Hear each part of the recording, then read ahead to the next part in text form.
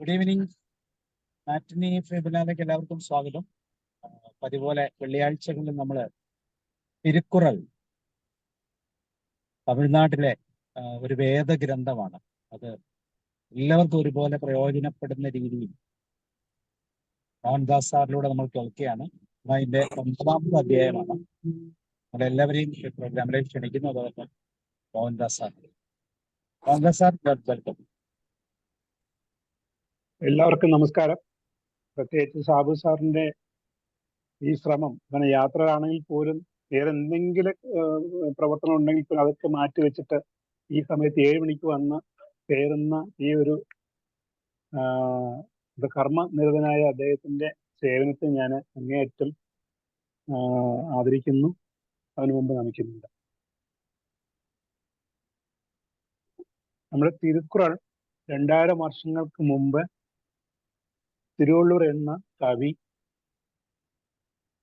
തൻ്റെ സ്വന്തം ജീവിത അനുഭവങ്ങളിൽ നിന്ന് നമുക്ക് പകർന്നു തന്ന ഒരു ഗ്രന്ഥമാണ്. ഏത് മതമായിക്കോട്ടെ, ഏത് ഭാഷ ആയിക്കോട്ടെ, ഏത് ദേശമായിക്കോട്ടെ, മനുഷ്യൻ ജനിച്ചുള്ള എല്ലാവർക്കും അനുഷ്ഠിക്കേണ്ട കർമ്മങ്ങളും ആ കർമ്മഫലങ്ങൾ എന്തൊക്കെയായിരിക്കും നമ്മുടെ പിൽക്കാലത്ത് ചെയ്യുന്ന നന്മകൾ എന്ന് വളരെ വിശദമായിട്ട് ഇതിലുണ്ട്. ഇത് തിരുക്കുറൾ 3 ഭാഗങ്ങളായിട്ടാണ് പിടിച്ചിട്ടുള്ളത്. അറം, പൊരുൾ, ഇன்பം, ധർമ്മം, അർത്ഥപ്രകരണം, കാമപ്രകരണം എന്നുള്ളത്. അർത്ഥം എന്ന് പറഞ്ഞു കഴിഞ്ഞാൽ നമ്മുടെ ദൈനംദിന ജീവിതത്തിൽ നമ്മൾ അനുഷ്ഠിക്കേണ്ട കാര്യങ്ങളാണ്. അത് ആദ്യം കവി പറഞ്ഞിരുന്നത് ദൈവസ്തുതിയാണ്. ഇങ്ങനെ ദൈവസ്തുതിയെ കുറിച്ച് പറയപ്പെടും. ദൈവത്തിന് പ്രത്യേക നാമങ്ങളോ പ്രത്യേക രൂപങ്ങളോ പ്രത്യേക പ്രാർത്ഥന അല്ലെങ്കിൽ അർച്ചനകളോ ഒന്നും പറയുന്നില്ല.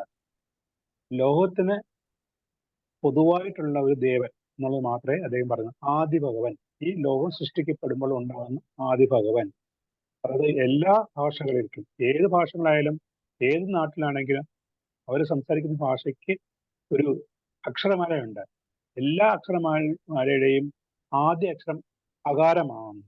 അതേപോലെ ഈ പ്രപഞ്ചത്തിന്റെയും ആദ്യം എന്ന് പറയുന്ന ആദി ഭഗവാനായിട്ട് നമ്മൾ സങ്കല്പിക്കുന്നുണ്ട്. രണ്ടാമത്തെ ദൈവസ്തുതി കഴിഞ്ഞപ്പോൾ അദ്ദേഹം പറയുന്നത് ഈ പ്രപഞ്ചം നിലനിൽക്കണമെങ്കിൽ വർഷം അഥവാ മഴ അത്യന്താപേക്ഷിതമാണ്. ആ മഴയെ കുറിച്ചും ആ മഴയുടെ സേവനങ്ങളെയും അതിൻ്റെ ഉള്ള പ്രവർത്തികളെ കുറിച്ചും നമുക്ക് നന്നായിട്ട് പറഞ്ഞു തരുന്നുണ്ട് വർഷ പ്രശസ്തി എന്നുള്ള 2ാമത്തെ അധികാരത്തിൽ. 3ാമത്തെ അധികാരത്തിൽ തന്നെ നമ്മുടെ ഈ പ്രപഞ്ചം നിലനിന്ന് പോകുന്നതന്നെ നമുക്ക് മുൻപ് ഉണ്ടായിരുന്ന ഋഷിപരന്മാരുടെ സേവനവും അവരുടെ പ്രവൃത്തിയും അവരുടെ സത്കർമ്മങ്ങളും കൊണ്ടാണ് ഇനിയും ഈ ലോകം നിലനിന്ന് പോകുന്നുണ്ടെങ്കിൽ അതും അതുകൊണ്ട് തന്നെയായിരിക്കും എന്ന് പറഞ്ഞിട്ടുണ്ട്. അപ്പോൾ ഈ മണ്ണിൽ ജനിച്ച് മരിച്ചവർ എത്രയുണ്ടോ അതിനേക്കാളും എത്രയോ മഹാന്മാര് ഈ ഭൂമിയിൽ ഉണ്ടായിരുന്നു, ഉണ്ടാകും എന്നാണ് അദ്ദേഹം പറയുന്നത്. അങ്ങനെ അതിന്റെ സന്യാസ മഹിമയെ ഋഷിവരന്മാരെ കുറിച്ച് 3ാമത്തേത്. 4ാമത്തേത് ഇതൊക്കെയാണെങ്കിൽ പോലും ദൈവസ്തുതിയായാലും മഴയുടെ ആയാലും സന്യാസതായാലും അതിലൊക്കെ വേണ്ടത് ധർമ്മമാണ്. ധർമ്മമുണ്ടെങ്കിൽ മാത്രമേ ഇതൊക്കെ നിലനിൽക്കുകയുള്ളൂ. അപ്പോൾ ധർമ്മത്തിന്റെ മാഹാത്മ്യത്തെ കുറിച്ച് 4ാമത്തെ അധ്യായത്തിൽ പറഞ്ഞു. അപ്പൊ 5ാമത്തേതാണെങ്കിൽ ഈ 4 ഇത് മുഴുവൻ ആദ്യം പറഞ്ഞ 4 മംഗളാചരണം. തുടക്കത്തിൽ പറഞ്ഞ് മംഗളമായിട്ടുള്ള കാര്യങ്ങളാണ് ആദ്യത്തെ 4 അധ്യായത്തിൽ പറഞ്ഞത്. അത് കഴിഞ്ഞിട്ട് ഈ 4 കാര്യങ്ങളും നിലനിന്ന് പോകണമെങ്കിൽ ഈ പ്രപഞ്ചത്തിൽ ഒരു ആൾ വേണം. അതാണ് ഗൃഹസ്ഥാശ്രമം. സാധാരണ ആയിട്ട് ഈ മണ്ണിൽ ജനിച്ച് വളർന്ന് തൻ്റെ കടമകളെ നിർവഹിക്കുന്ന ഒരാളാണ്. അതാണ് ഗൃഹസ്ഥാശ്രമം. സാധാരണ 4 തരത്തിലുള്ള ആശ്രമമാണ് പറയുന്നത്. അതിൽ ഏറ്റവും പ്രധാനപ്പെട്ട ഗൃഹസ്ഥാശ്രമമാണ്. മറ്റേ വാനപ്രസ്ഥമോ സന്യാസമോ ഇതിനൊക്കെ കാര്യം നന്നായിട്ട് നമ്മൾ മതിക്കേണ്ടതും അതിന് വില കൽപ്പിക്കേണ്ടതും ഗൃഹസ്ഥാശ്രമാണെന്ന് പറഞ്ഞു. ആ ഗൃഹസ്ഥാശ്രമത്തിലുള്ള ഗൃഹനാഥനെ സഹായിക്കുന്നതും അവന്റെ കൂടെ നിൽക്കുന്ന ആളും അവന്റെ കുലപത്നിയാണ് അല്ലെങ്കിൽ സഹധർമ്മിണിയാണ്. ആ കുലധർമ്മിണിയുടെ അല്ലെങ്കിൽ പത്നിയുടെ ധർമ്മങ്ങളെ എന്തൊക്കെ ആയിരിക്കണം, അവൾ എങ്ങനത്തുള്ളായിരിക്കണം, ഏത് സ്വഭാവമുള്ളായിരിക്കണം എന്ന് പറഞ്ഞിട്ടാണ് അടുത്തത്. തൊട്ടടുത്തത് കുലപത്നി ധർമ്മം എന്ന് പറഞ്ഞിട്ട് പറയും. അത് കഴിഞ്ഞപ്പം ഈ ഗൃഹസ്ഥാശ്രമത്തില് നല്ലൊരു പുരുഷനും നല്ലൊരു സ്ത്രീയും ഒന്നിച്ച് ജീവിക്കുകയാണെങ്കിൽ അവർക്ക് സൽപുത്രന്മാരുണ്ടാകും. ആ സൽപുത്രന്മാരെ എങ്ങനെ വളർത്തണം, അവരെ ഏത് രീതിക്ക് ഈ ലോകത്തിന് മുമ്പിൽ കൊണ്ടുവരണം, അച്ഛന്റെ കടമ എന്താണ്, അമ്മയുടെ കടമ എന്താണ്, ഇതൊക്കെ അച്ഛനും അമ്മയും നിർവഹിക്കുമ്പോൾ ഈ പുത്രനോ പുത്രിയോ അവർക്ക്, ഈ അച്ഛനമ്മമാർക്ക് പ്രത്യേകമായി ചെയ്യേണ്ട ഇതൊക്കെ എന്തൊക്കെയാണ് എന്നുള്ളതെ കുറിച്ച് സൽപുത്ര ലാഭത്തിൽ പറഞ്ഞായിരുന്നു. അത് കഴിഞ്ഞിട്ടാണ് അടുത്തത് ജീവസ്നേഹം. ഈ മനുഷ്യ ജീവിതത്തില് പരസ്പരം അങ്ങോട്ടും ഇങ്ങോട്ടും നല്ലൊരു ബന്ധം വേണമെന്നുണ്ടെങ്കിൽ സ്നേഹം വേണം. അപ്പം അതിന് തുല്യമായിട്ടുള്ള ഒരു ജീവന് തുല്യമായിട്ടുള്ളതാണ് സ്നേഹം എന്ന് കഴിഞ്ഞ അധ്യായത്തിൽ നമ്മൾ പറഞ്ഞു. ഇനി ഇത് കഴിയുമ്പോൾ അടുത്തതായിട്ട് പറയുന്നത് അതിഥി പൂജയാണ്, അല്ലെങ്കിൽ അതിഥി സൽക്കരം. നമ്മളെപ്പോലെ നമ്മുടെ അയൽക്കാരെയും അല്ലെങ്കിൽ നമ്മളെ ആശ്രയിച്ച് വരുന്ന, അല്ലെങ്കിൽ നമ്മളോട് വന്ന് അവരുടെ ആവശ്യത്തിൽ പറഞ്ഞവരെ സൽക്കരിക്കുന്ന രീതി എങ്ങനെ ആയിരിക്കണം എന്നുള്ളതിനെ കുറിച്ചാണ് ഇന്ന് നമ്മളത് നോക്കുന്നത്. അതും 10 കോളനിയാണ്. അതിന്റെ തുടക്കത്തിൽ പറയുന്നുണ്ട്, സ്നേഹത്തിന്റെ പ്രകടനവും പൂർണ്ണതയുമാണ് അതിഥി പൂജ. അതിഥി എന്ന് പറയുമ്പോൾ ഋതുക്കൾ, ദേവകൾ, ബന്ധുക്കൾ, വിരുന്നുകാർ എല്ലാ പേരും പെടും. അല്ലാതെ വെറുതെ നമ്മുടെ ഇങ്ങനെ വന്നു പോയിരിക്കുന്ന അതിഥികൾ മാത്രമല്ല, ഈ ഗണത്തിൽപ്പെട്ട എല്ലാവരും വരുന്നുണ്ട്. ദേവന്മാർ വരുന്നുണ്ട്, അല്ലെങ്കിൽ അതായത് ഇങ്ങോട്ട് വരുന്നില്ലെങ്കിൽ പോലും നമ്മൾ അങ്ങോട്ട് ചെന്ന് നോക്കുന്ന ദേവന്മാർ, ഋതുക്കൾ, ബന്ധുക്കൾ, വിരുന്നുകാർ എല്ലാവരും പെടും. അവരെയെല്ലാം സന്തോഷിപ്പിച്ച് തൃപ്തരാക്കുന്നത് കുടുംബ ജീവിതത്തിലെ സുപ്രധാന ധർമ്മമാകുന്നു എന്ന് മുഖവര പറഞ്ഞുകൊണ്ട് അദ്ദേഹം ആദ്യത്തെ കുറൾ പറയുന്നുണ്ട്. തമിഴിൽ ആദ്യമായിട്ടുള്ളത് ഞാൻ വായിക്കാം. ആ കുറളിൽ തന്നെ നമുക്ക് വായിക്കുമ്പോൾ തന്നെ ആ പ്രാസം നന്നായിട്ട് മനസ്സിലാക്കുന്നു. ഇരുന്ന് ഓമ്പി ഇൽ വാഴ്വതെല്ലാം, വിരുന്ന് ഓമ്പി വേളാண்மை ചെയ്ത പൊരുട്ട്. ആദ്യത്തെ വാക്ക് തന്നെയാണ് ഇരുന്ന് ഓമ്പി. ഓമ്പി എന്ന് പറഞ്ഞാല് ഗൃഹാശ്രമത്തിൽ ജീവിതം തുടർന്ന് വസ്തുവകളെ കാത്തുരക്ഷിച്ച് കർമ്മ അനുഷ്ഠാനങ്ങൾ നടത്തി മുൻപോട്ട് പോകുന്നവരെല്ലാം വിരുന്നുകാരെ, നേരത്തെ പറഞ്ഞ ദേവകൾ, ഋതുക്കൾ, ബന്ധുക്കൾ, അതിഥികൾ തുടങ്ങിയവരെ ഉപചരിച്ച് ഉപകാരങ്ങളെ ചെയ്യുന്നതിന് വേണ്ടി ആയിരിക്കണം. അവിടെ ഈ ഗൃഹസ്ഥാശ്രമം അല്ലെങ്കിൽ കുടുംബ ജീവിതം തന്നെ ഇങ്ങനെപ്പെട്ട ആൾക്കാരെ സൽക്കരിച്ച് സംതൃപ്തി അടയുന്നതിലായിരിക്കണം എന്ന് പറയാം. അപ്പൊ ഇരുന്തോമ്പി ഇൽ വാഴു, ഇൽ എന്ന് പറഞ്ഞാൽ വീട്, ഇല്ല വാഴ്വതെല്ലാം. വിരുന്തോമ്പി വേളാണ്മ എന്ന് പറഞ്ഞാൽ നമുക്ക് ലഭിക്കണം. വേളമ സാധനം പറഞ്ഞ വേളാണ്മ എന്ന് പറഞ്ഞാൽ കൃഷി എന്നുള്ളതാണ്. ഇവിടെ ആ കൃഷിയിലല്ല, അല്ലെങ്കിൽ ആ കൃഷിയിൽ നിന്ന് നമുക്ക് ലഭിക്കുന്ന വസ്തുവകകൾ, അതാണ് ഉദ്ദേശിക്കുന്നത്. മലയാളത്തിൽ പറയുകയാണെങ്കിൽ ഗാർഹസ്ഥ്യ ജീവിത നിയോഗം വിരുന്നുകാർക്ക് ആതിഥ്യ പൂജകൾ ചെയ്യാൻ. വളരെ 2 വരികളായിട്ട് പുള്ളി പറയുന്നത്. ആ ഗാർഹസ്ഥ്യ ജീവിതത്തിന്റെ നിയോഗം തന്നെ വിരുന്നുകാർക്ക് ഉള്ള, അവരെ വരുമ്പോൾ സൽക്കരിക്കുന്നത് നമ്മുടെ ഒരു എന്താ പറഞ്ഞ പോലെ ദൈവമോ അല്ലെങ്കിൽ മഹാപുത്രന്മാരെ അല്ലെങ്കിൽ നമ്മുടെ വീട്ടിൽ പൂജിക്കത്തക്കതുള്ള ആരാണോ എന്ന് അവർക്ക് എങ്ങനെ പൂജകൾ ചെയ്യുമോ അതേപോലെ അവരെ സൽക്കരിക്കണം. ജോസി സാറ് വല്ലതും പറയുന്നുണ്ടോ? അടുത്ത വായിക്കുന്നത് ഗാർഹസ്ഥ്യ ജീവിതം ഒരെണ്ണം വായിക്കാം. ഗാർഹസ്ഥ്യ ജീവിത നിയോഗം വിരുന്നുകാർക്ക് ആതിഥ്യ പൂജകൾ ചെയ്യലാണ്. ഒരു കുടുംബ ജീവിതക്കാരന്റെ ഏറ്റവും പ്രധാനപ്പെട്ട നിയോഗമായിട്ട് തൻ്റെ വീട്ടിൽ വരുന്നവരെയും തൻ്റെ ചുറ്റുപാടുള്ളവരെയും പ്രത്യേകമായി കരുതി അവർക്ക് ആവശ്യമായത് ചെയ്യുന്നതാണ്. As family head and earning wealth, all is to treat guests. ഒന്നുകൂടി അവസാനം അതിൽ പറയാം. ഗൃഹസ്ഥാശ്രമത്തിലൂടെ നേടുന്ന സന്തോഷവും ഐശ്വര്യവും എല്ലാം യഥാവിധി വിരുന്നൂട്ടി അതിഥികളെ, നേരത്തെ പറഞ്ഞ അവർ ഋതുക്കൾ, ദേവകൾ, ബന്ധുക്കൾ, സുഹൃത്തുക്കൾ, വിരുന്നുകാർ ഒക്കെയാണ്, പൂജിക്കുവാനും അവർക്ക് വേണ്ടതായ ഉപകൃതികൾ ചെയ്യുവാൻ ആണ് ഉപയോഗിക്കേണ്ടത്. രണ്ടാമത്തത്, ഞാൻ ഇറങ്ങുവേ. രണ്ടാമത്തെ കൂറുള്ള അത് ഈ ആ പറഞ്ഞു പോകുമ്പോൾ തന്നെ മനസ്സിലാകുന്നുണ്ട്. വിരുന്ന് പുറത്ത താൻ ഉണ്ടൽ ചാവ മരുന്നെനിനും വേണ്ട പാർ തഞ്ച്. കഴിക്കുന്ന ഭക്ഷണം മരിക്കാതിരിക്കാനുള്ള അമൃതം തന്നെയാണെങ്കിൽ പോലും തന്നെ ആശ്രയിക്കാനെത്തിയ അതിഥി തന്റെ വീട്ടിന് പുറത്ത് ഇരിക്കുമ്പോൾ താൻ മാത്രമായി ഉണ്ണുന്നത് നിഷിദ്ധമാകുന്നു.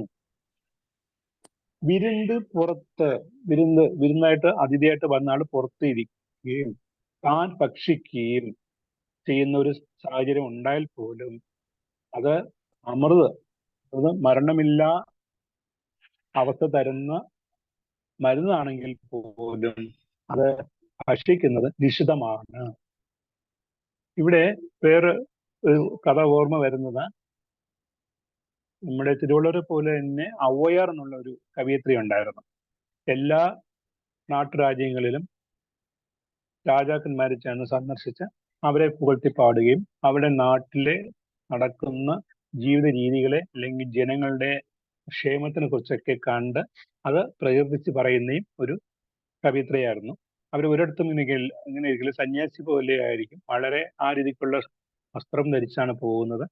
അപ്പൊ അവര് ഈ പറഞ്ഞ പോലെ ഭാഷയെ അല്ലെങ്കിൽ തമിഴ് ഭാഷയെ വളരെയധികം ഇങ്ങനെ പ്രോത്സാഹിപ്പിക്കുകയും അതിനു വേണ്ടിയിട്ടുള്ള പ്രവർത്തനങ്ങൾ ചെയ്യുന്ന ഒരു കവിയായിരുന്നു ഔവ്വയാർ എന്നുള്ളതാണ്. അവരിങ്ങനെ വളരെ നിമിഷകവി പോലെ അമ്പലത്തിലായാലും അല്ലെങ്കിൽ ഏത് സ്ഥലത്തിലാണെങ്കിലും നന്നായിട്ട് കുഞ്ഞുങ്ങൾക്കായാലും പ്രായം ചെന്നവർക്കറിയാം എല്ലാവർക്കും ഉപകരിക്കുന്ന കവിതകൾ പറയാറുണ്ട്, പാട്ടുകൾ. ആ ഔവ്വയാർ ഒരു സന്ദർഭത്തിൽ ഒരു രാജാവിന്റെ കൊട്ടാരത്തിൽ എത്തുന്നുണ്ട്. അന്നേരം വളരെ അപൂർവമായി ലഭിക്കുന്ന, വളരെ കാട്ടിന്റെ ഉള്ളിൽ പൂത്തു നിൽക്കുന്ന നെല്ലിക്കണി അല്ലെ നെല്ലിക്ക, അങ്ങനത്തെ ഒരേ ഒരു നെല്ലിക്കയാണ് അവർ കൊണ്ടുവന്നിട്ടുള്ളത്. അവരല്ല, രാജാവിന് വേണ്ടി അവിടുത്തെ കാട്ടുവാസികൾ കൊണ്ടുവന്നത്. അത് ഭക്ഷിക്കുകയാണെങ്കിൽ മരണമില്ലാതെ ജീവിക്കാം ഉള്ളതാണ് ആ നെല്ലിക്കയുടെ പ്രത്യേകത. അപ്പം മഹാരാജ വിചാരിക്കുന്നുണ്ട്, എൻ്റെ ഈ കൊട്ടാരത്തിൽ ഇന്ന് അതിഥിയായി വന്നിരിക്കുന്നത് ഈ ഔവ്വയാരാണ്. ഞാൻ ഇത് ഭക്ഷിച്ച് ജീവിക്കുന്നതിനേക്കാളും ഈ കവയിത്രി അത് ഭക്ഷിക്കുകയാണെങ്കിൽ തമിഴും അല്ലെങ്കിൽ ഭാഷയും ഈ നാടിനും നന്മകൾ ഏറിടും. അതുകൊണ്ട് ഈ നെല്ലിക്ക ഞാൻ ആ കവയിത്രിക്ക് സമ്മാനിക്കുന്നു എന്നുള്ള ആ ഒരു സംഭവം എനിക്ക് ഓർമ്മയുണ്ട്. അത് വളരെ ചരിത്രപരമായിട്ട് നമ്മുടെ സംഘകാല കവിതകളിലും മറ്റും പറയപ്പെടുന്നുണ്ട്. നെല്ലിക്കേനി ഔവ്വയാർക്ക് കൊടുത്ത ഒരു സംഭവം, അതായത് മരിക്കാൻ ഉള്ള എല്ലാവർക്കും ഉള്ള ഒരു അവസ്ഥ, അതിൽ നിന്നും രക്ഷപ്പെടാനായിട്ടുള്ള ഒരു ഔഷധം, അമൃത് നമുക്ക് ലഭിക്കുകയാണെങ്കിൽ പോലും അത് ഒരാൾക്കെ ഭക്ഷിക്കാന്നുള്ള ഒരു സന്ദർഭമാണെങ്കിൽ പോലും ഒരു അതിഥി വന്നാൽ ആ അതിഥിയെക്കായിരിക്കും നമ്മളത് സമ്മാനിക്കേണ്ടത് ഇല്ലെങ്കിൽ നൽകേണ്ടത് എന്ന് കവി ഇവിടെ പറയുന്നുണ്ട്. അതിഥി ദൈവതുല്യനാണ്. അങ്ങനെയുള്ള അതിഥി വീട്ടിന് പുറത്ത് കാത്തിരിക്കുമ്പോൾ താൻ മാത്രം അകത്തിരുന്ന് ഉണ്ണുന്നത് അത് അമൃതം തന്നെയാണ്, അയാൾ പോലും നിഷിദ്ധമാകുന്നു എന്ന് പറയുന്നത്. അത് ഇംഗ്ലീഷിൽ പറയുമ്പോൾ even nectar that prevents death shall not be eaten alone while guests are present. Yes sir, അടുത്തത്.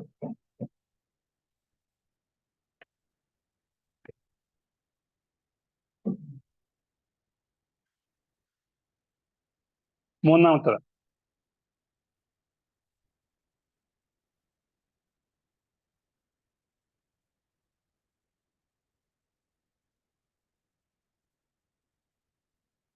സാറ് പറഞ്ഞു തുടങ്ങി കഴിഞ്ഞിട്ടോളാം. ആ വരു വിരുന്ന് വൈകലും ഓമ്പുവാൻ വാൾക്കൈ പരുപന്ത് പാഴ്പടുതൽ ഇன்று. ആ പ്രാസ നോക്ക്. ആദ്യത്തെ വരി തന്നെ വരു വിരുന്ന് വൈകലും ഓമ്പുവാൻ വാൾക്കൈ പരുവന്ത് പാഴ്പടുതൽ ഇன்று. അതായത് തന്നെ നോക്കി വരുന്ന വിരുന്നുകാരെ നാൾതോറും ഉപചരിച്ച് സന്തോഷിപ്പിക്കുന്നവന്റെ അഗസ്ത്യ ക്ഷേമം ദാരിദ്ര്യ സ്പർശം കൊണ്ട് പാഴായി പോവുക ഇതൊരവസ്ഥ ഉണ്ടാവുകയില്ല. അത് തന്നെ നോക്കി വരുന്ന അതിഥികളെ സന്മനസ്സോടെ സൽക്കരിച്ച് അവർക്ക് വേണ്ടതെല്ലാം കൊടുത്ത് യാത്ര അയക്കുന്നവരുടെ വീട്ടിൽ ഒരിക്കലും ദാരിദ്ര്യം വന്ന് സ്പർശിക്കുകയില്ല. അയാളുടെ ആ ചെയ്യുന്ന പ്രവർത്തിയുടെ നന്മയായിട്ട് മാറും എന്നുള്ളതാണ്.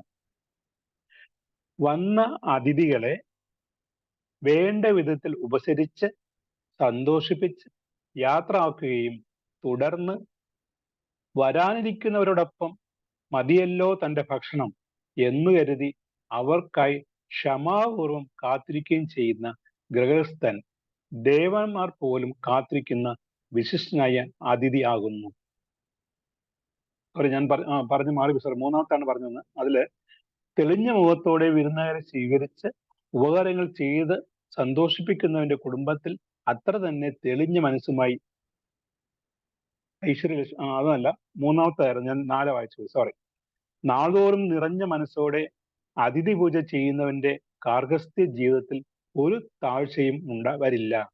അവന്റെ സമ്പത്തും ക്ഷേമവും അതിഥി പൂജ കൊണ്ട് കുറയുകയല്ല, നാൾക്കുനാൾ വർദ്ധിക്കുകയാണ് ചെയ്യുക. ഓക്കെ. ഇംഗ്ലീഷിലെ grief of poverty never occurs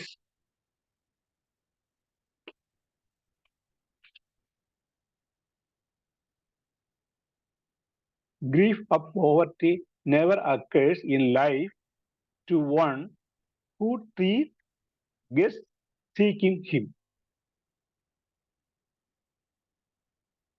Grief of poverty never occurs in life to one who treats guests seeking him. അടുത്ത 4-ാമത്തേതാണ്.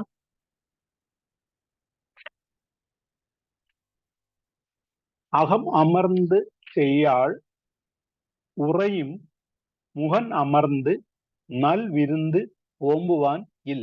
ഇവിടെ ഇൽ എന്ന് പറയുന്നത് വീടാണ്, ഇല്ലം എന്നുള്ള രീതിയാണ് ഇൽ. അകൻ അമർന്ന്, അതായത് ലക്ഷ്മി ദേവി തെളിഞ്ഞ മുഖത്തോടെ നല്ലവരായ അതിഥികളെ ഉപചരിച്ച് സന്തോഷിപ്പിക്കുന്നവന്റെ ഭവനത്തിൽ തെളിഞ്ഞ മനസ്സോടെ സ്ഥിരമായി വസിക്കും. അതായത് ഒരിക്കലും ദാരിദ്ര്യം അവർക്ക് അനുഭവിക്കേണ്ടി വരില്ല. ഇവിടെ അകനമ്മന്ത് ചെയ്യാന്ന് പറഞ്ഞ തിരുമകൾ ലക്ഷ്മി ദേവിയാണ് അദ്ദേഹം ഉദ്ദേശിക്കുന്നത്. എങ്ങനെ? നല്ല തെളിഞ്ഞ മുഖത്തോടെ അതിഥികളെ സൽക്കരിച്ച് ഉപകാരങ്ങൾ ചെയ്യുന്നതിന്റെ വീട്ടിൽ അകൻ അമർന്ന്, അകൻ എന്ന് പറയുമ്പോൾ മനസ്സ്, അകം എന്നുള്ളതല്ല, അകൻ അമർന്ന് ചെയ്യാൾ ഉറയും മുഹൻ അമർന്ന് നൽ വിരുന്ന് ഓമ്പുവാൻ ഇൽ. തെളിഞ്ഞ മുഖത്തോടെ വിരുന്നുകാരെ സ്വീകരിച്ച് ഉപകാരങ്ങൾ ചെയ്ത് സന്തോഷിപ്പിക്കുന്നതിന്റെ കുടുംബത്തിൽ അത്ര തന്നെ തെളിഞ്ഞ മനസ്സുമായി ഐശ്വര്യലക്ഷ്മി സ്ഥിരമായി കളിയാടും. അതിഥിയെ തെളിവാർന്ന് പൂജിപ്പോൻ തൻ വീട്ടിൽ കുടികൊള്ളും ഐശ്വര്യലക്ഷ്മി.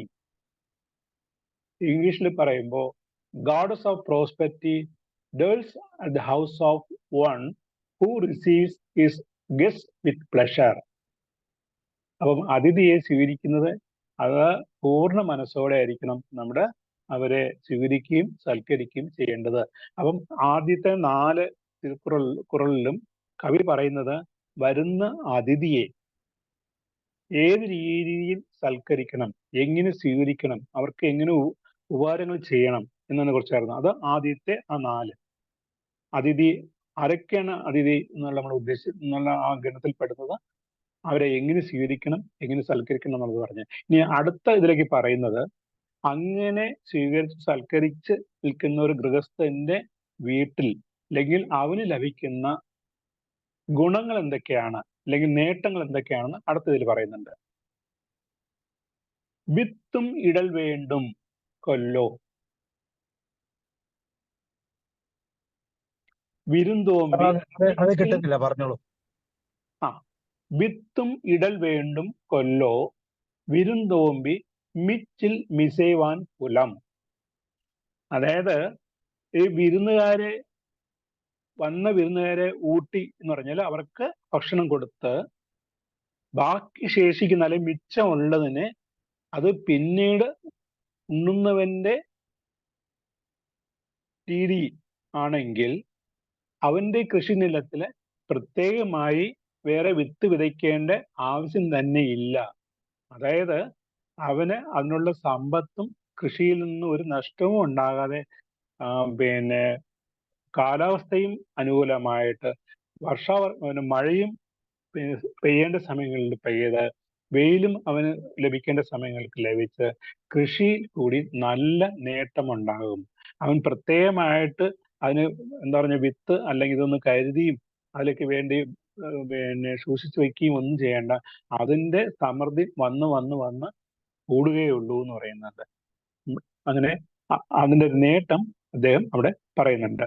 അതിഥികളെ യഥാവിധി പൂജിച്ച് ആദ്യം അവർ ഊട്ടിയിട്ട് ബാക്കിയുള്ളത് മാത്രം താനും കഴിച്ച് കുടുംബജീവിതം ധന്യമാക്കുന്നവന്റെ വിളനിലത്തിൽ പ്രത്യേകമായി വിത്ത് വിതയ്ക്കേണ്ട കാര്യം തന്നെയില്ല. അനുഹൃതമായ ആ നിലം 100 മേനി വിളയും എന്ന് കവി തന്റെ അനുഭവത്തിൽ കൂടി പറയുന്നുണ്ട്. ഇംഗ്ലീഷിൽ ഉള്ള ഇത് കൂടി ആ ട്രാൻസ്ലേഷൻ കൂടി പറയുകയാണെങ്കിൽ, ഈസ് ഇറ്റ് നീഡഡ് എന്ന് അവിടെ ചോദ്യമാണ് ചോദിക്കുന്നത് കവി. Is it needed to sow seed in the field of those who feed guest and eat its remnant portion with content. ഒന്നുകൂടി വായിക്കാം. Those who feed guests and eat its remnant portion with content is not required to sow seed in the field. അപ്പൊ അതിന്റെ ഒരു നേട്ടം, അതിഥി സൽക്കാരത്തിന്റെ ഒരു നേട്ടത്തിന് കവി ഇവിടെ പറഞ്ഞു കഴിഞ്ഞു. അടുത്തത് രണ്ടാമത്തെ നേട്ടം എന്താണെന്നുള്ളത്,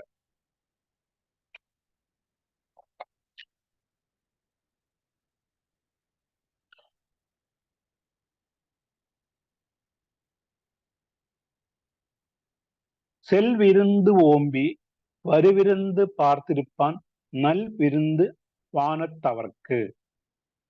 செல்விருந்து ஓம்பி வருவிருந்து பார்த்திருப்பாൻ நல் விருந்து வானத்தவர்க்கு. തന്റെ അടുക്കൽ വന്ന് സന്തോഷപൂർവം സൽക്കാരങ്ങൾ ഏറ്റുവാങ്ങി മടങ്ങിപ്പോകുന്നവരായ അതിഥികളെ ബഹുമാനപൂർവം അയച്ച് പിറകെ വരാനിരിക്കുന്ന അതിഥികൾക്കായി പ്രതീക്ഷയോടെ കാത്തിരിക്കുന്നവൻ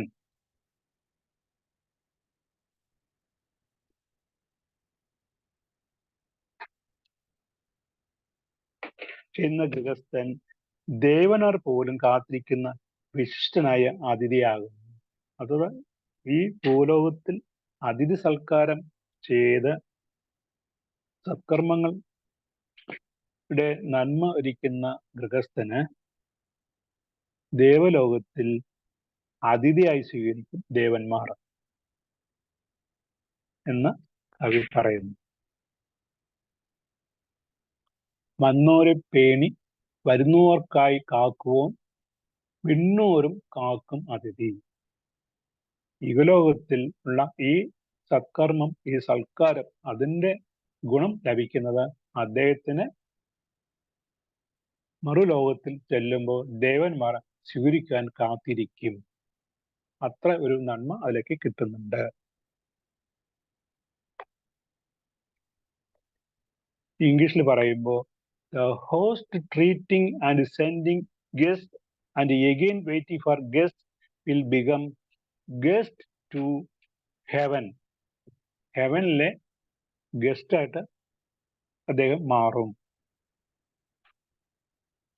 The host treating and sending guests and again waiting for guests will become a guest to heaven.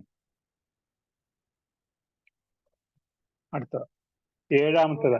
അപ്പം ഈ അതിഥി സൽക്കാരം കൊണ്ടുള്ള നന്മകളാണ് ഇതുവരേക്കും പറഞ്ഞു തന്നത്.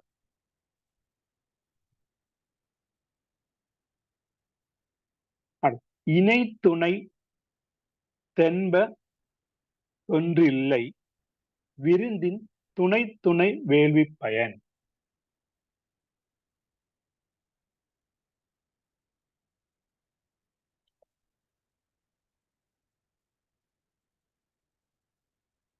ഇന്ന രീതിയിൽ വിരുന്ന് കൂട്ടിയാലേ ഇന്ന ഫലം കിട്ടൂ എന്ന് വ്യവസ്ഥ ഒന്നുമില്ല. അതിഥിയുടെ നിലയും ആവശ്യവും അറിഞ്ഞ് തന്നാൽ കഴിയുന്നതുപോലെ ഉപചരിക്കേ വേണ്ടു. കൊടുക്കുന്നത് അല്പം മാത്രമായിരുന്നാലും നേടുന്നത് അല്ലെങ്കിൽ തരുന്ന ഫലം വലുതായിരിക്കും. വേൾവിപ്പയർ എന്ന് പറയുന്നത് അതിഥികളെ ഉപചരിക്കുന്നത് കൊണ്ടുള്ള ധർമ്മത്തിന്റെ ഫലം. സാധാരണ വേൾവി എന്ന് പറഞ്ഞാല് യാഗം എന്നാണ് പറയുന്നത്, അല്ലെങ്കിൽ നമ്മുടെ ഹോമം ചെയ്യുന്ന ആ ഇതിനാണ് പറയുന്നത് വേൾവി എന്ന് പറയുന്നത്. അതിനേക്കാളുള്ള ഫലമായിരിക്കും ഇതിന് ചെയ്യുന്നത്. ദേവയാഗം, പൃഥുയാഗം, മർദ്ദയാഗം, ഭൂതയാഗം, ബ്രഹ്മയാഗം എന്നിവയിൽ വച്ച് ഏറ്റവും വിശിഷ്ടം മർത്യയാഗമാകുന്നു.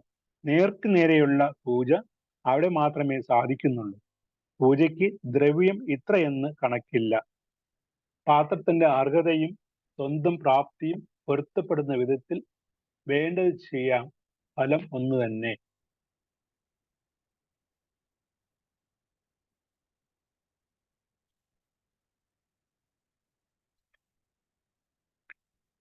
ഇതിനിത്ര ഫലമെന്നൊരളവില്ല. അതിഥി തൻ നിലയൊത്ത് കഴിവത് ചെയ്താൽ.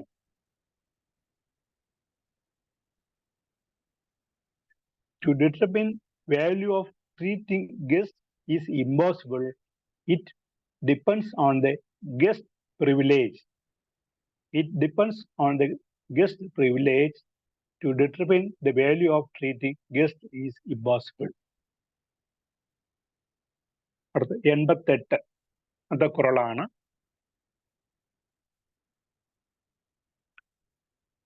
പരുന്തോമ്പിയ പറ്റേ എന്മർ വിരുന്തോമ്പി വേൾവി തലൈപ്പെടാതാർ. ഇവിടെയും വീണ്ടും ആ യാഗത്തിനെ കുറിച്ച് തന്നെയാണ് അദ്ദേഹം പറയുന്നത്. ഒരു ആശയത്തെ വീണ്ടും ഒന്ന് സമർത്ഥിച്ച് പറയാൻ വേണ്ടിയിട്ട്, അതിന്റെ മഹത്വവും എത്രത്തോളം ഉണ്ടെന്നുള്ള പറയാൻ വേണ്ടി വീണ്ടും ഒന്നുകൂടി അദ്ദേഹം പറയും.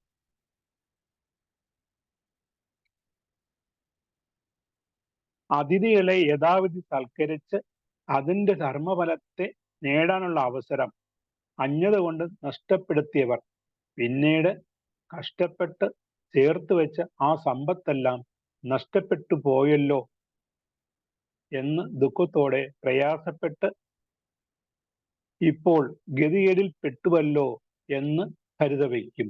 നേരത്തെ നമ്മൾ പറഞ്ഞു 4 കുറളില് ആ സൽക്കാരത്തിന്റെ രീതിയെ കുറിച്ച് പറഞ്ഞു. അടുത്ത 3 അതിന്റെ നന്മയെ കുറിച്ച് പറഞ്ഞു. ഇനി അതിന്റെ ദോഷങ്ങൾ, അങ്ങനെ ചെയ്യാതിരുന്നാൽ, അത് അതിഥി സൽക്കാരം നല്ല രീതിയിൽ ചെയ്യാതിരുന്നാൽ ആ അജ്ഞത കൊണ്ട് പോലും നമുക്ക് എന്തൊക്കെയാണ് വന്നു ഭവിക്കുന്നത് എന്നാണ് പറയുന്നത്.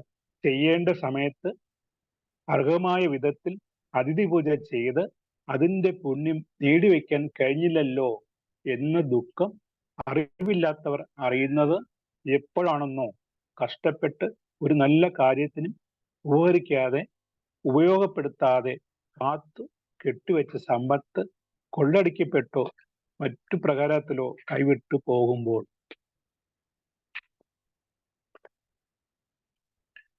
ഇംഗ്ലീഷിൽ പറയുന്ന who neglect relations assuming loss of money are those who do not realize the glory of hospitality. Those who do not realize the glory of hospitality is those who neglect relations assuming loss of money. അടുത്തത് 9ാമത്തേതാണ്. உடமையுள் இன்மை விருந்தோம்பல் ஓமா மடமை மடவார்க்கண் ഉണ്ട്.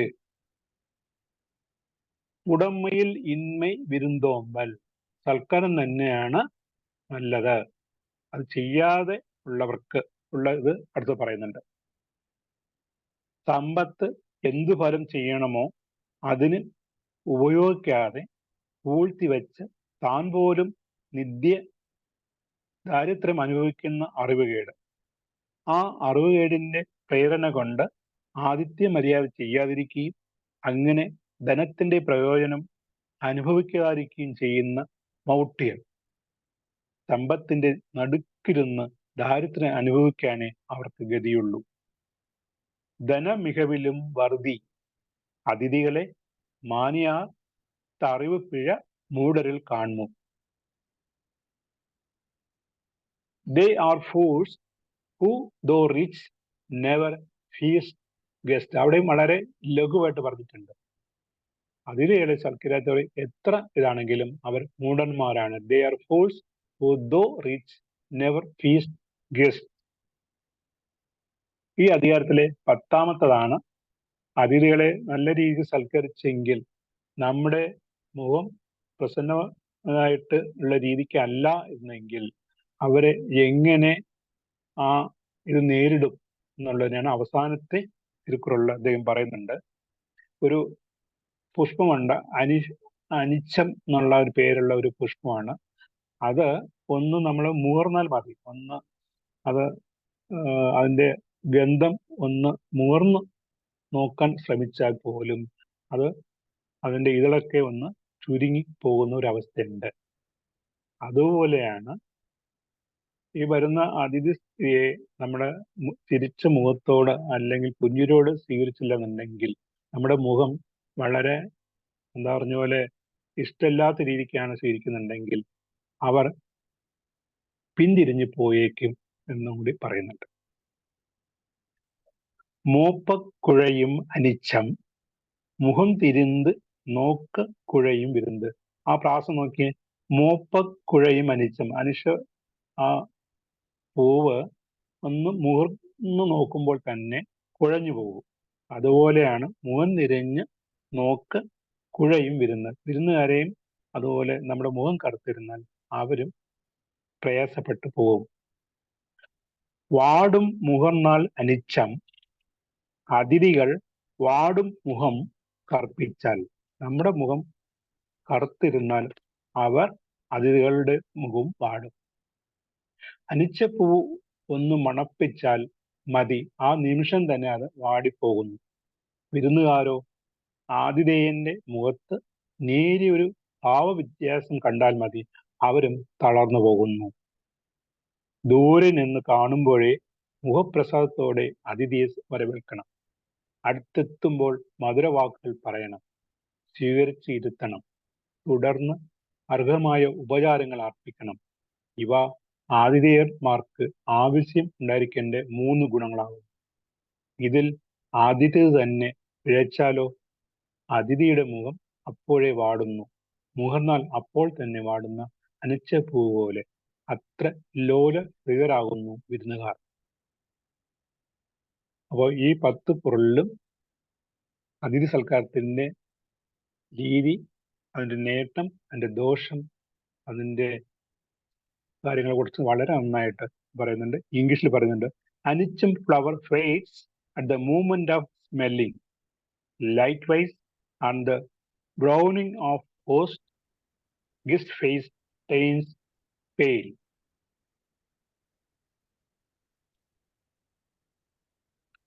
സാബു സാറേ? പറയ് sir. Okay, thank you sir. അപ്പൊ അതിഥി ദേവോ ഭവ അല്ലെ? അതിഥി ദേവോ ഭവ. നന്നായിട്ട് പറഞ്ഞത്. അപ്പൊ അതാണ് കഴിഞ്ഞ 10 പൊരുളിലൂടെ നമ്മൾ മനസ്സിലാക്കിയത്.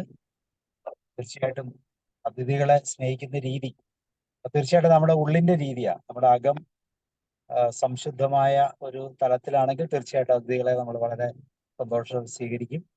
ഭാരതത്തിന്റെ ഒരു സംസ്കാരവും അത് തന്നെയാണ്. നമസ്തേ എന്നൊക്കെ പറയുമ്പോൾ അതിഥിയുടെ മുൻപിലുള്ള അല്ലെങ്കിൽ അതിഥിയുടെ ദൈവത്തെയാണ് നമ്മൾ നമസ്കരിക്കുന്നത് എന്നുള്ള അർത്ഥത്തിലാണ് നമ്മൾ നമസ്കാരമൊക്കെ പറയുന്നത്.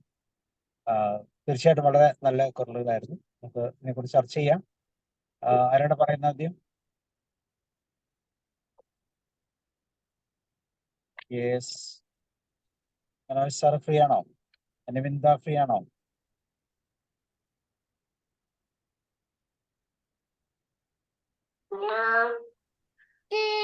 സർ, കഴിഞ്ഞ സെഷൻ എനിക്ക് ലൈവായിട്ട് കേൾക്കാൻ സാധിച്ചിട്ടുണ്ടായിരുന്നില്ല. അപ്പൊ റെക്കോർഡിംഗ് കേട്ടിട്ടുണ്ടായിരുന്നു. കഴിഞ്ഞ ക്ലാസ്സില് വളരെ മനോഹരമായിട്ടുള്ള സെഷനായിരുന്നു. മറ്റേ സ്നേഹത്തിനെ കുറിച്ചിട്ട് പറഞ്ഞിട്ടുണ്ടായിരുന്നത്. അപ്പൊ അത് ഇന്നത്തത് അതിഥികളെ കുറിച്ചുള്ള സെഷനായിരുന്നു, വിരുന്തോമ്പൽ. അപ്പോ അതിഥി പൂജ, അതിഥി സൽക്കാരത്തിനെ കുറിച്ചിട്ടുള്ള ഇന്നത്തെ 10 കുറിലും വളരെ മനോഹരമായിട്ടാണ് സാർ എക്സ്പ്ലെയിൻ ചെയ്ത് തന്നു. നമുക്ക് എന്തൊക്കെയാണ് ചെയ്യാൻ പറ്റുക എന്നുള്ളത് പറഞ്ഞു. പിന്നെ അതേപോലെ അത് ചെയ്തിട്ടില്ലെങ്കിലുള്ള ദോഷങ്ങൾ എന്തൊക്കെയാന്നുള്ളത് പറഞ്ഞു. ഒരു ഗാർഹസ്ഥന് ഉണ്ടായിരിക്കേണ്ട വെൽത്ത് പോലും അവര് അത് അതിഥിക്കായിട്ട് കൊടുക്കേണ്ടതാന്നുള്ള രീതിയിൽ പറഞ്ഞിട്ടുണ്ടായി. ആദ്യം ഇരന്തോമ്പിയിൽ നിന്ന് പറഞ്ഞിട്ട് തുടങ്ങുന്നത് വെൽത്ത് നമ്മള് അവർക്ക് ഇതായിട്ട് കൊടുക്കണം എന്നുള്ള രീതിയിലല്ലേ സാർ ഒന്നാമത്തെ പറഞ്ഞിട്ടുണ്ടായിരുന്നത്? അതെ അതെ അതെ അതെ. പിന്നെ അതേപോലെ ഒരു അതിഥി ഇരിക്കുന്ന സമയത്ത് അവർക്ക് ഷെയർ ചെയ്യാതെ ഒന്നും കഴിക്കാൻ പാടില്ല എന്നുള്ളത്. അപ്പൊ അതെല്ലാം ഞാൻ ഇങ്ങനെ ആലോചിക്കുക, നമ്മൾ ആരെങ്കിലും വരുമ്പോ അവർക്ക് വെച്ചു കൊടുക്കുന്നതിന് മുന്നേ എന്തെങ്കിലും സീസൺ ഉണ്ടെങ്കിൽ നമ്മൾ ആദ്യം കഴിക്കും. അപ്പൊ അത് ഞാനിങ്ങനെ ആലോചിക്കുമായിരുന്നു സാർ പറയുമ്പോ. പിന്നെ അതേപോലെ തന്നെ ഓരോ കാര്യങ്ങളും വളരെ നമുക്ക് ആപ്റ്റ് ആയിട്ടുള്ള അല്ലെങ്കിൽ ടച്ചിങ് ആയിട്ടുള്ള നമുക്ക് ജീവിതത്തിൽ പകർത്താൻ സാധിക്കുന്ന കാര്യങ്ങളാന്ന് ഫീൽ ചെയ്തിട്ടുണ്ടായി. ഞാൻ എഴുതിയെടുത്തിട്ടുണ്ടായി. എനിക്ക് തോന്നുന്നു നമ്മള് എല്ലാ പ്രാവശ്യവും ആക്കാറുള്ള പോലെ മറ്റേ PPT ആക്കാൻ പറ്റിയില്ല തോന്നുന്നു ഇത്തവണ. അല്ലെങ്കിൽ സാറിന് ഷെയർ ചെയ്യാൻ പറ്റാച്ചോന്നും അറിയില്ല. സാറ് ഡ്രൈവ് ചെയ്യുമ്പോ എന്താന്ന് അറിയില്ല. പിന്നെ അതേപോലെ സാർ പറഞ്ഞ കഥ, ഒരു കഥ പറഞ്ഞിട്ടുണ്ടായിരുന്നില്ലേ, ഒരു രാജാവിന്റെ അവിടെ ഒരു എഴുത്തുകാരി പോയപ്പോ അവര് കഴിക്കുന്ന ഒരു അത് കഴിച്ചാൽ മരണമില്ല, പക്ഷെ അത് അതിഥി ആയതുകൊണ്ട് അവർക്ക് കൊടുക്കാന്ന് രാജാവ് ചിന്തിച്ചു എന്നുള്ളത്. അതല്ലേ വളരെ സാർ അത് അതായത് അതിന് കറസ്പോണ്ടിങ് ആയിട്ടുള്ള ഒരു ആപ്റ്റ് ആയിട്ട് നമുക്കത് ചിന്തിക്കാൻ പറ്റുന്ന അല്ലെങ്കിൽ ഓർത്ത് വെക്കാൻ പറ്റുന്ന ഒരു സ്റ്റോറി കൂടി അതിന്റെ കൂടെ കൊണ്ടുവന്നു. അതെല്ലാം നമുക്ക് കുറച്ചും കൂടി കണക്ട് ചെയ്യാൻ എളുപ്പമായിരിക്കും. നമ്മള് അതിന്റെ അർത്ഥം മാത്രം പറഞ്ഞു പോകുന്നതിനേക്കാളും സാറിന് അറിയുന്ന അതിലും കൂടെ ഡെപ്ത് ആയിട്ടുള്ള കാര്യങ്ങൾ പറഞ്ഞു തരുമ്പോ അപ്പൊ അതൊക്കെ ശരിക്കും സാറിനോട് താങ്ക്സ് പറയാണ് അതിനു വേണ്ടിയിട്ട്. പിന്നെ അവസാനമായിട്ട് ഒരു നമ്മള് അതിഥികളോട് പ്രോപ്പർ ആയിട്ട് നമ്മൾ ബിഹേവ് ചെയ്തില്ല എന്നുണ്ടെങ്കിൽ ഒരു അനിത്യം പറഞ്ഞ പൂവ് വാടിപ്പോകുന്നത് പോലെ അവരുടെ മനസ്സ് അല്ലെങ്കിൽ അവരുടെ ആ ഒരു എക്സ്പ്രഷൻ തന്നെ അതില് കാണാൻ പറ്റും എന്നുള്ള രീതിയിൽ, അതായത് അവര് വിഷമിതരാവും എന്നുള്ളത് അതുകൊണ്ട് പറഞ്ഞിട്ടാണ് അവസാനിപ്പിക്കുന്നത്. വളരെ മനോഹരമായിട്ട് ഇന്നത്തെ സെഷൻ എടുത്തു തന്നതിന് മോഹൻദാസ് സാറിനോട് നന്ദി പറയാണ്. സാബു സാറിനും അതേപോലെ thank you sir. Thank you. Thank you Anitha. Roy sir. സാറേ, ഇതിനകത്ത് ഞാൻ മനസ്സിലാക്കുന്ന ഒരു കാര്യം എന്ന് പറയുന്നത് സാർ പറഞ്ഞതെന്ന് ഈ അതിഥിക്ക് ഭക്ഷണം കൊടുക്കുന്നത് മാത്രമല്ല, ഇപ്പൊ ഇതിനകത്ത് പറയുന്ന മുഴുവൻ ഭക്ഷണത്തിന്റെ കാര്യമാണെങ്കിൽ തന്നെയും ഭക്ഷണം കൊടുക്കുന്നതല്ല, ഒരതിഥി വരുമ്പോൾ അത് വേണ്ട രീതിയിൽ ആരായാലും ആ രീതിയിൽ കൈകാര്യം ചെയ്യണം എന്നാണ് എനിക്കിതിൻ്റെ ആശയം എനിക്ക് പിടികിട്ടിയത്. അപ്പോൾ ആളും തരം ഒന്നും നോക്കാതെ നമ്മളിൽ വരുന്ന അതിഥിയെ യാതൊരുവിധ ഇതുമില്ലാതെ നമ്മൾ ട്രീറ്റ് ചെയ്യണം എന്നാണ് എനിക്ക് മനസ്സിലായത്. അപ്പോൾ അതുപോലെ തന്നെ പറഞ്ഞ കാര്യങ്ങൾ ഇതാണ്. കാരണം ഒരു അതിഥിക്ക് നമ്മൾ ഭക്ഷണം കൊടുത്ത് സന്തോഷിപ്പിച്ച് വിടുകയും വരുന്ന അതിഥികൾക്ക് കൊടുക്കുവാൻ കൂടെ തയ്യാറാകണം എന്ന് പറഞ്ഞാൽ അത്രമാത്രം അതിഥികളോട് ഇത് കാണിക്കണമെന്നാണ് എനിക്ക് ഇതിനകത്തുനിന്ന് മനസ്സിലായത്. ഞാനിപ്പോൾ എൻ്റെ ചെറുപ്പത്തിൽ ഞാനൊരു കാര്യം ഓർക്കുന്നു. ഇപ്പൊ ഇന്നത്തെ കാലഘട്ടത്തിൽ അങ്ങനെയൊന്നുമില്ല. അതിഥിയൊക്കെ നോക്കിയും കണ്ടുമൊക്കെ ആൾക്കാർ ബിഹേവ് ചെയ്യണമെന്ന് എനിക്ക് തോന്നുന്നു. അല്ലാതെ അതിഥി ഇന്ന അതിഥിന്നോ ഒന്നുമില്ല. അവരവർക്ക് വേണ്ടപ്പെട്ടവരോ മറ്റവരാണെങ്കിൽ അതിഥിയെ കൂടുതൽ സൽക്കരിക്കുക, അല്ലാത്തവരെ അങ്ങനെ അല്ലാതെ വിടുകയൊക്കെ ചെയ്യുന്ന ഭാഗങ്ങളാണ് ഇപ്പോൾ ഉള്ളത്. ഞാൻ എൻ്റെ ഓർമ്മയിൽ എൻ്റെ ഗ്രേറ്റ് ഗ്രാൻഡ് മദർ ഒരിക്കൽ ഇങ്ങനെ അന്ന് അത്ര ഇതിലുള്ള ഇങ്ങനെ ഫ്രണ്ടിലെ വരാന്തയിൽ ഇങ്ങനെ ഒരു ചെയറിൽ ഇരിക്കുമ്പോൾ ഒരു പണിക്കാരൻ പുലയൻ വർഗത്തിൽപ്പെട്ട ആൾ അവിടുത്തെ അടിയാനായി കുടിവെടുപ്പ് കിടക്കുന്ന അവനിങ്ങ് വന്നപ്പോൾ ഈ പുള്ളിക്കാരത്തി അങ്ങ് എഴുന്നേറ്റ് എന്ന് ഭവതിയോടുകൂടി വിശേഷങ്ങൾ ചോദിച്ചു. അപ്പൊ ഞാനിങ്ങനെ ചോദിച്ചു, ആ പണിക്കാരൻ വന്നപ്പോൾ എന്തിനാണ് ഈ അമ്മ ഇങ്ങനെ എഴുന്നേറ്റ് പോകുന്നത് എന്ന് ചോദിച്ചപ്പോൾ അമ്മ പറഞ്ഞ ഒരു കാര്യം ഞാൻ ഓർക്കുന്നു. അതായത് ആരായാലും നമ്മുടെ വീട്ടിലേക്ക് വരുന്ന അതിഥിയാണ്, അവരെ വേണ്ട വിധത്തിൽ നമ്മൾ ബഹുമാനിക്കണം എന്ന് പറഞ്ഞ ഒരു കാര്യം എനിക്ക് സാറ് ഈ തിരുക്കുറളിന്റെ കാര്യം പറഞ്ഞപ്പോൾ ഓർമ്മ വന്നു. ഓക്കെ സാർ, ഇത് വളരെ ഈ 10 കാര്യങ്ങൾ പറഞ്ഞെങ്കിലും അതിൻ്റെ എല്ലാ ആശയം എനിക്ക് തോന്നിയത് ഇതാണ്: ആര് വീട്ടിലേക്ക് വന്നാലും വേണ്ട രീതിയിൽ അവരെ ബഹുമാനിച്ച് വിട്ടില്ല എങ്കിൽ, ബഹുമാനിച്ചല്ല, ആ അതിഥേയരുടെ ഇത് കാണിച്ചില്ല എങ്കിൽ അവർക്കുണ്ടാകുന്ന ബുദ്ധിമുട്ടും നമുക്കും ദോഷം ചെയ്യുമെന്ന് ആണ് ആ പറഞ്ഞത്. കറക്റ്റ് തന്നെയാണ്. Okay sir, thank U. ഇത്ര എനിക്ക് പറയാനുള്ളത്.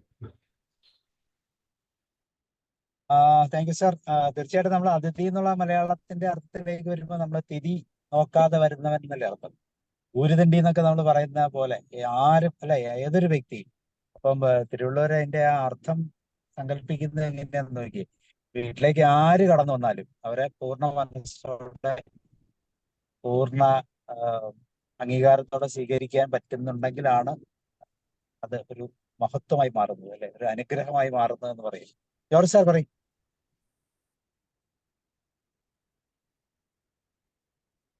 ജോർജ് സാർ കേൾക്കുന്നില്ലേ? George sir. Thank you sir. വളരെ സന്തോഷം. മോഹൻദാസ് സാറേ, ഒരിക്കൽ കൂടെ കാണാൻ കഴിഞ്ഞു.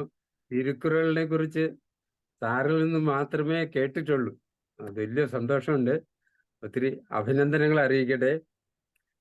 അതിഥി ദേവോ ഭവ എന്ന് പറഞ്ഞ് കേട്ടിട്ടുണ്ടെങ്കിലും അത് സംസ്കൃതത്തിലുള്ള ഒരു പ്രയോഗം എന്നുള്ള വിധത്തിൽ സ്കൂളിൽ നിന്ന് പോലെ കേട്ട് പഠിച്ചിട്ടുണ്ടെങ്കിലും അതിഥി സൽക്കാരം ഇത്രത്തോളം ആകാം, ഇങ്ങനെ ആകണം എന്ന് വിശദീകരിക്കുന്ന ഒരു സെഷൻ ആദ്യമായിട്ടാണ് കേൾക്കുന്നത്. ഇങ്ങനെ കേൾക്കുന്നത് അത് സാക്ഷാൽ ഭഗവാൻ അല്ലെങ്കിൽ സൃഷ്ടാവ് അതിഥിയുടെ വേഷം കെട്ടി ഇങ്ങോട്ട് വന്നാൽ എങ്ങനെയൊക്കെ നമുക്ക് ബഹുമാന ആദരവുകളോടുകൂടി സ്വീകരിച്ച് ആനയിച്ച് സൽക്കരിക്കാനാകും എന്ന് മനസ്സിലൊന്ന് ചിന്തിച്ചാൽ ആ പരിപൂർണ ബഹുമാനം കൊടുക്കുമല്ലോ. വാസ്തവത്തില് ഭഗവാൻ തന്നെ വരുന്നു എന്നുള്ള വിധത്തിൽ ആ ആദ്യത്തെ വണക്കത്തോടു കൂടി തന്നെ സ്വീകരണം തുടങ്ങാം. അപ്പോഴാണ് അതിൻ്റെ പൂർണ്ണത കിട്ടുക. അത് വലിയ ശരിയാ. ചിലരൊക്കെ അധികപ്പറ്റാണ് എന്ന് കരുതി എന്തെങ്കിലും ഒരു ഭാവ വ്യത്യാസം ഈ വീട്ടുകാർക്ക് ഉണ്ടെങ്കിൽ ആ വന്നു കയറുന്ന ആളുടെ ചങ്ക് തകർന്നു പോകും, ഇല്ലേ? പെട്ടെന്ന് ഏത് മനുഷ്യനും മനസ്സിലാക്കാൻ പറ്റും ആ ഭാവ വ്യത്യാസമൊക്കെ.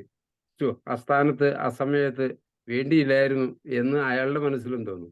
അതൊരു വലിയ വേദനയാണ്. ആ വേദന ഒരു ശാപം പോലെ ഏറ്റേക്കും. ഇപ്പൊ ഇവിടെ പറഞ്ഞല്ലോ, സന്തോഷത്തോടെ സ്വീകരിക്കുന്നവന്റെ ഭൂമിയിൽ വിത്ത് വിതയ്ക്കണ്ട, തന്നെ വിളയും എന്നാ പറയും, 100 മേനിയും വിളയും. തീർച്ചയായിട്ടും ഒത്തിരി നല്ല ആപ്തവാക്യങ്ങളാണ്, ഓർത്തിരിക്കേണ്ടതാണ്, നമുക്ക് സ്വീകരിക്കാവുന്നതാണ്. ഒത്തിരി സന്തോഷം സാറേ, ഒത്തിരി നന്ദി അറിയിച്ചുകൊണ്ട് നിർത്തുന്നു. Thank you.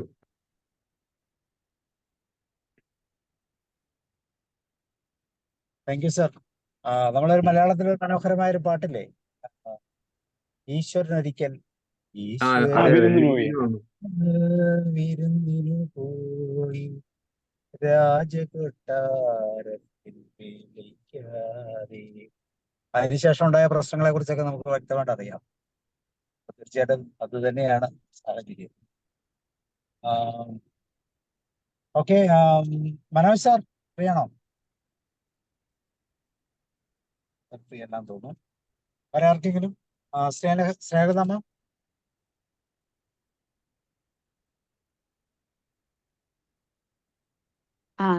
സാർ, ഇങ്ങനെ അതിഥി സൽക്കാരം ചെയ്യേണ്ടത് ഇങ്ങനെ തന്നെയാണ് എന്ന് പണ്ടുള്ളവർക്ക് അറിയാമായിരുന്നു. ഇപ്പോഴുള്ളവർ അങ്ങനൊന്നും ചെയ്യാറില്ല. ഇവിടെ ഒരു സാറ് പറഞ്ഞ പോലെ എൻ്റെ അമ്മമ്മയും അതുപോലെ ചെയ്യുമായിരുന്നു. അത് വീട്ടിൽ വരുന്നവർക്കല്ല, നമ്മുടെ വീട്ടിന്റെ മുമ്പിൽ കൂടെ പാടത്ത് പണിയെടുക്കാനൊക്കെ പോകുന്നവർക്ക്. പണ്ടൊക്കെ കടമ്പയാ, മതിലൊന്നുമില്ല, വേലിയും കടമ്പയാ. അപ്പൊ കടമ്പയുടെ ചുവട്ടില് അവർക്ക് പച്ചമോരും പച്ച മാങ്ങയും ഒക്കെ വെച്ചേക്കുമായിരുന്നു, വെള്ളവും. അപ്പൊ അവര് പോകുന്ന വഴി ഒരു ജോലി ചെയ്ത് ക്ഷീണിച്ചു പോകുമ്പോ എടുത്ത് കുടിച്ചിട്ട് പോകുമായിരുന്നു. അപ്പൊ പിന്നെ അമ്മമ്മ മരിച്ചു കഴിഞ്ഞിട്ടും അവിടെയുള്ള ആളുകളെല്ലാം പറയുമായിരുന്നു, അമ്മമ്മ ഞങ്ങൾക്ക് ഇങ്ങനെ എല്ലാം ചെയ്തു തരുമായിരുന്നു, അതിന്റെ പുണ്യമാണ് നിങ്ങൾക്ക് കിട്ടുന്നതെന്ന് പറയുമായിരുന്നു. അപ്പൊ സാറ് ഇത് വായിച്ചപ്പോ ഞാൻ അതൊക്കെ ഓർത്തു. Thank you sir. Okay, thank U. വേറെ ആർക്കെങ്കിലും ഷെയർ ചെയ്യാനുണ്ടോ? അല്ലെങ്കിൽ നമുക്ക് വൈൻഡപ്പ് ചെയ്യാം. So thank you Mohandas sir. മനോഹരമായ Yes. ഒരു ും കൂടെ നമ്മൾ കംപ്ലീറ്റ് ചെയ്തു. അടുത്ത ആഴ്ച 10-ാമത്തെയാണ് അല്ലേ? അടുത്തത് 10-ാമത്താണെങ്കിൽ മധുര സംഭാഷണമാണ്, മധുര ഭാഷണം. ഇനിയവൈ കൂറൽ എന്നുള്ളതാണ്. നമ്മുടെ വാക്കുകൾ എങ്ങനെ വേണമെന്നുണ്ടല്ലോ, ഉള്ളിലുള്ള സംസ്കാരവും സ്നേഹവും സന്തോഷവും ആവിഷ്കരിക്കാനുള്ള ഉപാധിയാണ് മധുരഭാഷണം.